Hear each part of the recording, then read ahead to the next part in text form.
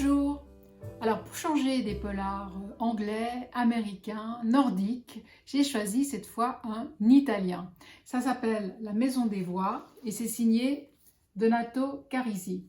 Alors je dois reconnaître que j'étais pas fan de ses premiers romans et donc je l'ai un peu oublié, je l'ai laissé tomber. Et puis j'ai repris celui-ci parce que le quatrième de couverture me tentait. Et alors je dois dire que j'ai pas été déçue du tout.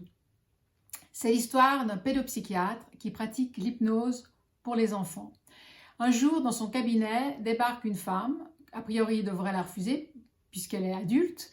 Mais cette patiente est persuadée d'avoir tué son frère quand elle était petite. Donc, il décide de la prendre en traitement, de l'hypnotiser. Et peu à peu, au fil des jours, il est complètement happé par cette histoire parce qu'il découvre qu'il y a des ressemblances avec la sienne, qu'elle connaît des choses que seul quelqu'un de proche peut savoir sur lui, sur sa famille. Et donc, peu à peu, il se laisse complètement, presque envoûter par cette histoire. Et nous aussi, par la même occasion. En plus, on se dit qu'on ne sait pas comment il va retomber sur ses pattes, que ça va être complètement invraisemblable. Et pas du tout. La fin est à la hauteur du reste. Enfin, voilà, vraiment, c'est absolument haletant. La Maison des Voix, Donato Carisi. Et aussi le nouveau roman de Franck Tillier, Il était deux fois, qui est sorti il y a quelques... Je vous le montre. Voilà, Il était deux fois. Belle couverture. Il est sorti il y a quelques mois déjà, mais on le trouve toujours en librairie. Alors l'histoire est assez originale.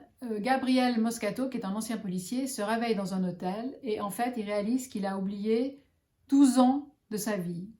Ces 12 années ont été probablement les plus terribles, puisqu'il y a 12 ans, sa fille a disparu. On ne sait pas si elle a été enlevée, si elle est morte, si elle est encore vivante. Donc il a décidé de reprendre l'enquête. Alors il y a l'enquête, et puis ce qui est amusant, c'est qu'il y a tout ce qui a changé en 12 ans, c'est-à-dire que comme il a tout oublié, eh ben, il se retrouve avec un Internet. Internet existait déjà, mais pas au niveau d'aujourd'hui, les portables pareil, etc. Donc ça permet aussi des petits clins d'œil sur l'énorme pas qu'a franchi notre société dans ces 12 dernières années. Voilà, c'est très bien, réussi, du bon Franck Tillier, que je vous recommande. Alors il ne me reste plus qu'à souhaiter bonne lecture, et à bientôt!